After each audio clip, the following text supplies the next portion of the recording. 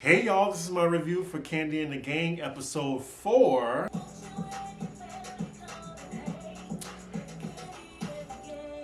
I love the theme song, and I feel like every episode going forward, I'm going to jam to the intro. I'm sorry. I love it, Kandi. Good job. Anywho, let's get into this episode. So we open up the episode with a montage of what the cast is doing. I mean, we see Brandon still in this hot and heavy relationship with the employee that's under him. Brian is still suspended, but he's making the best of it. He's barbecuing right now. And now we're with Kandi and Todd, who are now aware that the staff has been talking some stuff about OLG thanks to her snitch cousin, Patrick, the one with very few brain cells. So they're going to have a little town hall meeting where everybody can discuss their grievances. So now we are at the OLG, and look at Shandricka 2 episodes in a row, like actually working. Maybe Philip sending her ass home was the best thing to do. And also Shandricka, the unit is right today. So then later on, we see Patrick and his new girlfriend walk in, and as y'all know, Shandricka and Patrick have history, and then Shandricka just looking like,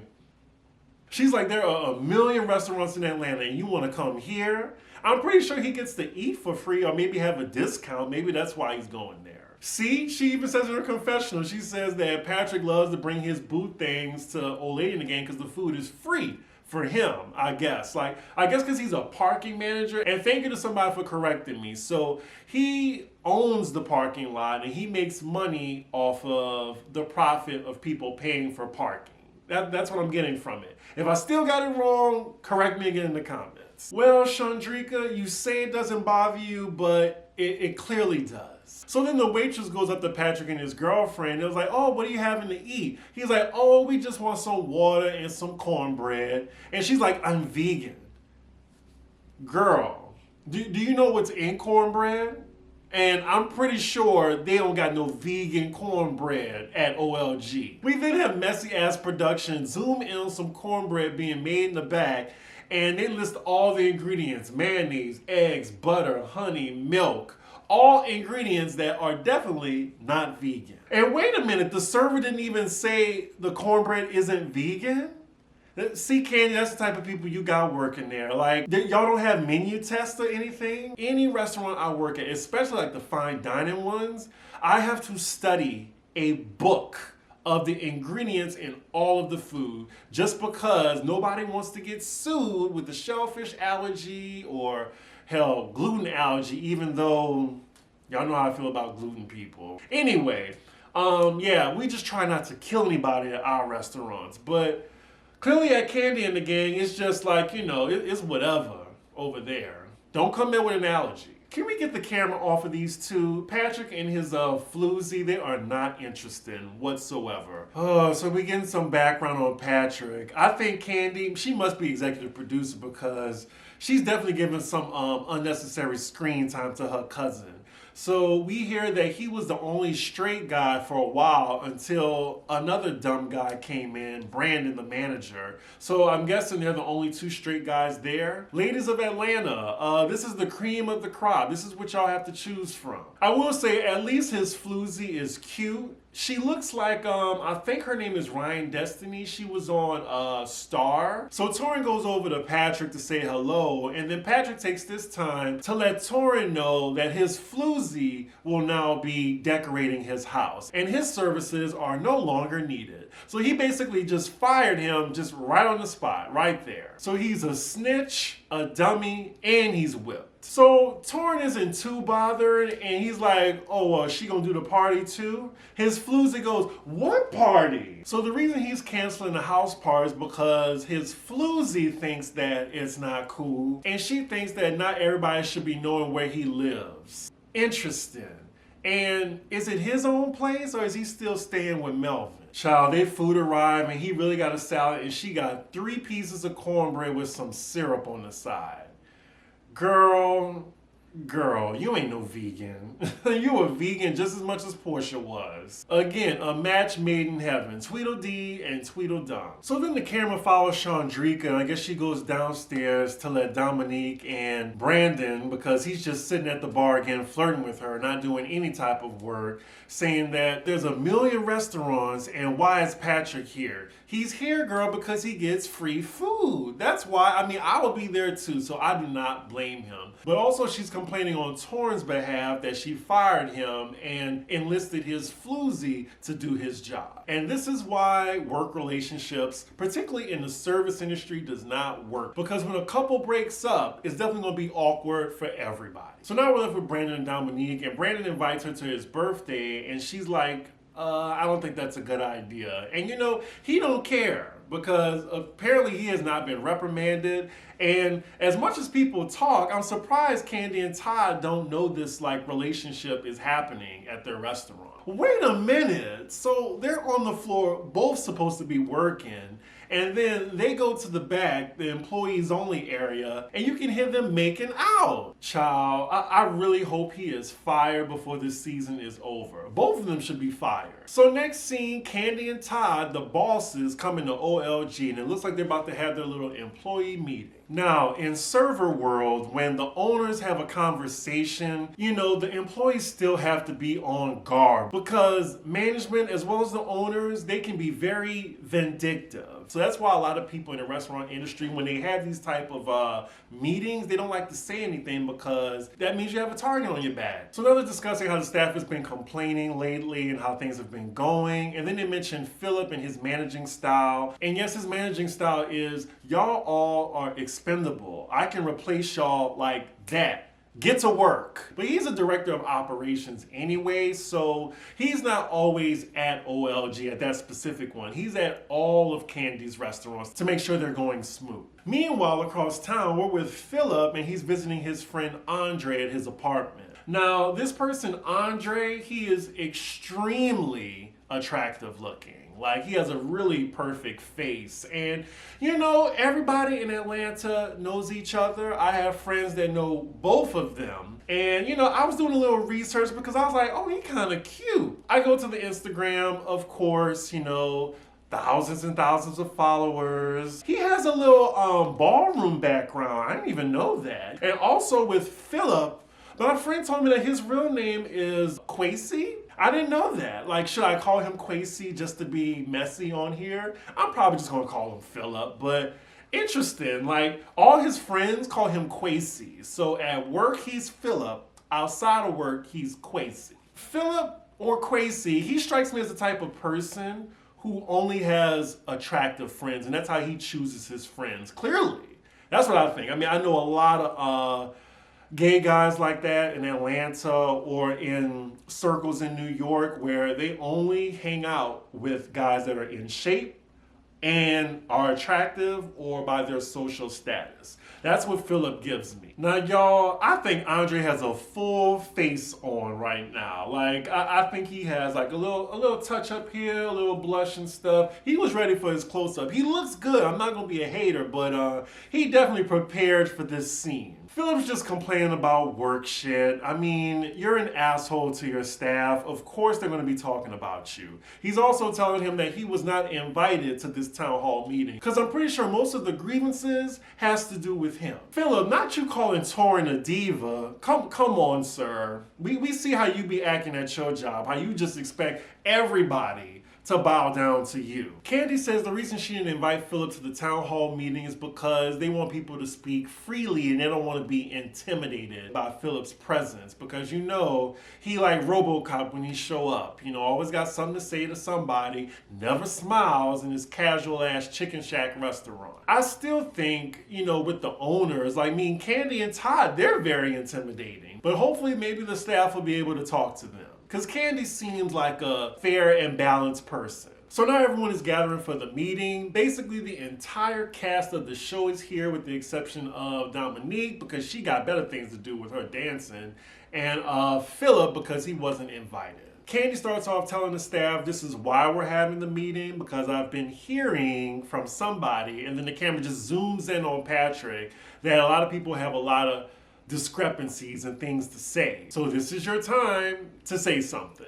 It is crickets. No one says anything. And like I said, that's why, because the first person to say something or complain, you're seen as negative, and then after the meeting, you definitely have a target on your back. So the only people that are talking at first are like the minor characters, people that aren't really on the show, they're just in the background. And even still, we see Kandi and Todd in their confessionals saying, just do your job. Of course, like that's why nobody wants to say anything, because they're intimidated. Something else that happens at meetings like this is when you tell them a gripe, they'll make it to whereas it's your fault that this gripe is happening. So it's not their worries, it's something that you need to do. So they move on to the next topic, which is Philip being the new director of operations. And the first person to speak is Melvin, saying that, he really likes Philip, he has no problem with him. But it's easy for him to say because he's in the back of the house and he's a kitchen manager. He just stays in one spot the entire time. He doesn't have to interact with guests. He doesn't have to be around Philip that much. So of course he's gonna like him. So then Tauren had to speak up and he says, well, I'm glad somebody likes the bastard. Well, he didn't say it like that, but he was just like, he's glad to hear one positive story about him because this is what happened with him. He brings up how Philip works with the hierarchy, like making sure you know that you are down here and he is up here. And then Donawana jumps in for some reason saying, now Tauren, you come in here, with your title of the events manager or whatever, you have to let everybody know it. He then proceeds to mock him in front of the staff. Not very professional, Donawana. I was starting to like you. Don't turn into the messy sissy that we know of on Real Housewives of Atlanta. And wasn't Donawana complaining about Philip too? And bringing up really good points about how he's the common denominator in all these fights? I probably would have imitated Donawana at that point. I would have been like, oh, what you need, Kandi? What you need, Kandi? What you need, boss? That's what I probably would have did. But anyway, we see Shandricka and she is silent at the meeting. And we all know that she had the most to say. And then Kandi just puts her on the spot. She was like, well, I just heard you have something you want to talk to us about. She's put on the spot right now and, she really ain't got nothing to say. So as the cat has Shandricka's tongue, then Patrick speaks up and says, well, Shandricka said that the food isn't consistent. Wow. I mean, if Shandricka wanted to tell that to Kandi and Todd, she can tell them herself. She doesn't need you. And what if the food isn't consistent? Because sometimes that happens in most restaurants. Shandricka looks a little bit embarrassed, but then she says her gripe. She says when Melvin, the kitchen manager, is here, the mac and cheese is good, but when he's not, it tastes completely different. And according to Melvin, now he's like, it always tastes the same. So now it's just her word against his. And I believe Shandricka in this matter. Ooh, child, I forgot to mention that you got the old lady gang at the meeting as well. And the look they gave when she was complaining about the food, let's keep on Nora in her seat, Kandi. Mama Joyce is like, don't be talking about the food because we got some of the best food in Atlanta. Or did she say best? Let me see. Oh, she said we have the best food in Atlanta. Now that's a tall order, Mama Joyce. Now I would have accepted some of the best food in Atlanta. No shade to OLG. I'm just saying the best food in Atlanta? I don't know. It's a tourist hotspot. It's one of the hottest tour spots in Atlanta, I'd say that. We cut to Kandi and Todd's confessional, and Todd says he likes Shandricka, but sometimes he does want to fire her. I have noticed that Todd is hardly in this show, thank God, but I don't know, Todd strikes me as a used car salesman. I wanted to ask him on that live that Kandi did he buy those generators yet? So this other chick who's not even on the show, she is ready for her close-up. She is coming for Shandricka and saying that, well, who's in charge of wiping the menus? As you have the only hostess in there. I mean, of course she is. So Shandricka, she felt that shade. So she definitely came for her. She's like, you always ask this at this meeting. Shut up. I'm wondering, did the girl say anything back to her? Because, maybe it's edited. Because if Shandricka told me to shut up, we would be arguing back and forth in that meeting. Yeah, they must have edited it out. Because a lot of stuff going on and they doing close-ups and stuff. I bet they were going back and forth. Oh, Lord, I'm definitely getting flashbacks of meetings like this. Once everybody get into a tizzy and start arguing, it all just sounds like nonsense. Well, I seen this. Well, yeah, this what happened to me. Like, it just, oh, God. I'm so glad I don't work in a restaurant anymore, thank God. So once Kandi maintains order in the meeting, she tells the team that she wants to do like a little staff activity, maybe outside of OLG, like a team building exercise with everybody. None of the staff is enthused hearing this from Kandi. Because at that point, you meet up with people at your job on your off day. I would definitely ask, will we be getting paid for this event, this team building event, Kandi? Uh-oh, so now we have the old lady gang addressing their grievances, and Mama Joyce just calls Brandon out. So now we have people in their confessional talking about if Brandon works or not. And I agree with Shandricka, he is useless. From what I've seen in 3 episodes, he doesn't do anything. And what, you see him like making out with an employee on the clock? He should be fired. And then the only reason he's at this job because he said that he was attracted to the bartender. So now Aunt Bertha says she want a piece. She calls out Brandon saying, I spoke to Brandon and he didn't tell me nothing.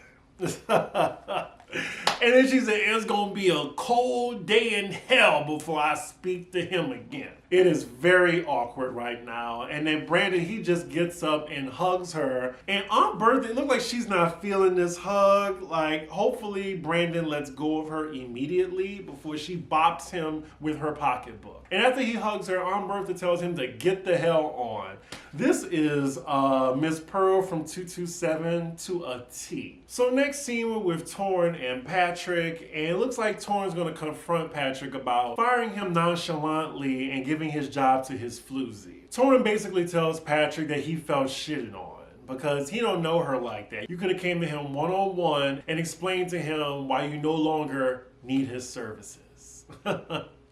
Shout out to Shawnee O'Neal. So Patrick apologizes to Tauren, and Tauren tells him that I actually think you should have the housewarming party, even though his girlfriend has him whipped. So then Patrick gets his girl on the phone and tells her that he had a conversation with Tauren, and talking to Tauren, he thinks that he should still have his housewarming party. And she just goes off on him. I told you, I thought we already talked about this. I'm not comfortable. Why is she not comfortable? Is she just not comfortable because his ex-floozy, Shandricka, is going to be there if he has a party? I don't know, but this man is definitely whipped. Bless his heart. He is a simpleton. Oh my God. Is this like a Patrick-censored episode? I don't like his scenes. They are pretty boring and slow. Like him. So it looks like he does still live with Melvin. So it's technically his and Melvin's place. And we see that his girl is there, Safari. So of course they're discussing what they did earlier in the day about having a housewarming party. He wants one, she doesn't want to, and we find out it's because of her own insecurity of him inviting Shandricka over. This unit she has on is bugging me because it is very obvious that, I don't know, she needs to do something about this part right here. it just looks very obvious. Let's just say that. Oh my God. The scene is just getting worse. So now he's getting a board and a marker and telling her the invite list and letting her know who he's planning on inviting and if she approves or not. Of course she approves every single person. We know the person that she doesn't want to come. Also, it looks like she has a problem with Tauren now and doesn't want him to go because she feels like he has a problem with her. I really don't like this young lady, and I'm hoping that this scene goes by quickly.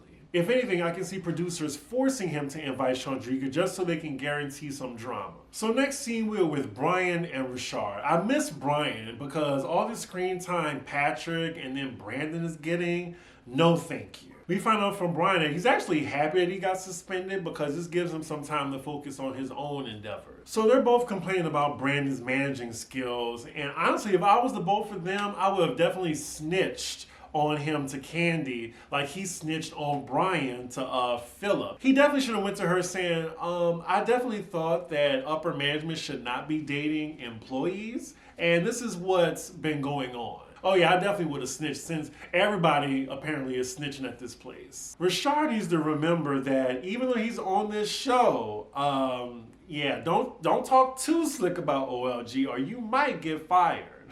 I mean, you heard Kandi's tagline. So next scene, we're at OLG. We see that Philip is there. Brandon invites him to his birthday party. Philip actually says he's gonna come. I'm sure it is always like that when Kandi comes into the restaurant. Everyone is so excited. I think people go to OLG just hoping that they'll run into Kandi. So Donna tells Kandi and Todd he needs to talk to them. So he takes them out back. And I think snitching is just something that goes on at OLG. So he says he's in the office and Brandon is talking to somebody on the phone speaker, and it's actually Shandricka. And Shandricka complaining about the meeting to Brandon, like venting to him. And then she actually said that Kandi and Todd don't give a fuck. Now, you say anything about the boss. The boss has her minions to be her eyes and her ears and report to her. That is exactly what Donna is doing. So Kandi tells Donna that they probably need to have a sit down with Shandricka and they may have to fire her. I'm just wondering who will be fired first on this show. Who do y'all think? Will it be Brandon or Shandricka? Those are my top 2 picks. So next scene, we're at Kandi and Todd's other restaurant, Blaze. And I gotta say, y'all, I just want to experience Blaze for myself. So the next time I go to Atlanta, I'm definitely going to visit Blaze and report back to y'all. But yeah, so he's having his birthday dinner there. And of course he's having his birthday dinner there because I'm sure he's going to be able to eat for free or have a really good discount. Oh, so actually it looks like Dominique is on her way to Blaze right now, and she brought Tauren along for, I'm guessing, moral support. So Dominique enters the party and Brandon is very surprised, and then you have his mom just like, he really has some balls. Like, he's fine with just dating her in public without even consulting Kandi and Todd first. Now wait, didn't he invite Philip too? I'm sure Philip's gonna have something to say about that. So Brandon is very impressed that Dominique came, and he actually wants to introduce her to his parents. And she's like, okay, and what are you gonna introduce me as? Like, I work for you? It looks like she's very hesitant, but she goes along with it. They make a cute couple, but still, like, it's very inappropriate. She needs to be like transferred to another restaurant. That's the way that they can make it work, but they can't be working at the same place with like different statuses. Meanwhile, we're with Patrick, his girlfriend, and Tauren. And Tauren is just asking about the dynamics in their relationship because he says, this is a new Patrick here. And Patrick says, like, he's not whipped, he just found his person, and I guess he's a better person because of her? Hopefully he becomes a smarter person because of her. We can only hope. Patrick then leaves Tauren and his girl Safari to talk, and Tauren's just telling her that he just felt really embarrassed that he just, fired him that quickly in front of you. Now that Tauren has explained his point of view to Safari, I think she's warming up a little bit more to him, and it looks like they're cool for now. Tauren then asks about the housewarming party, and Patrick doesn't even answer. His girlfriend answers for him, and she still says, well, I'm just feeling it out right now. We don't know.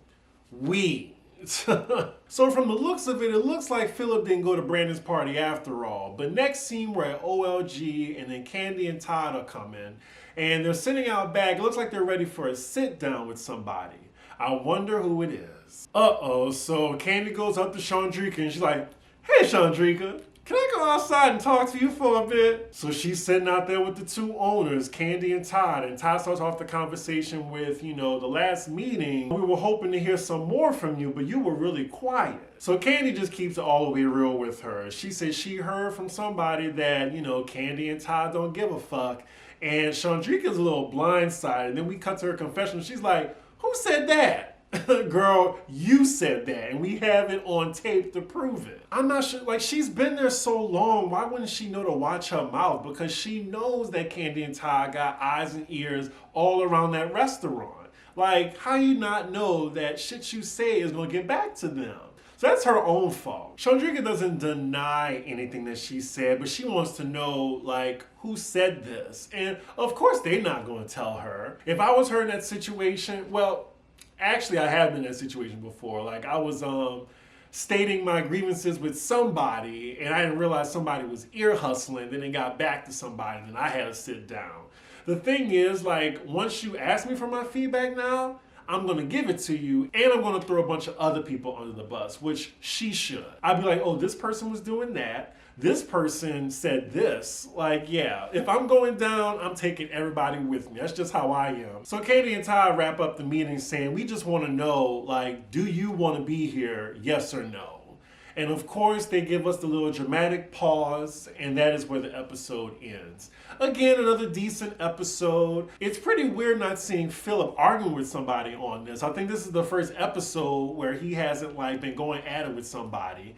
Wish we had more Brian. I just think this episode had too much Patrick for me because he's not interesting, and the man is just so slow. Like, God, Lord have mercy. Give us some more of the old lady gang too. This episode was okay, but the other episodes I think were a little bit better. Now, I've been looking at the ratings, and unfortunately the ratings went back down this week. And I think I'm just going to contribute that to the Oscars being on last night because, yeah, the Oscars was kind of like a must-see, and you know all the drama that's going on. I do think they need to take a break on Kandi and the Gang for next week because this Sunday coming up is the Grammys. And I'm pretty sure that's going to like affect the ratings as well. So just how they like give breaks to the other shows, they need to give breaks to this show too. But yeah, y'all let me know what y'all thought of the episode. Make sure y'all like, comment, and subscribe. And I will see y'all for Real Housewives of New Jersey. Bye.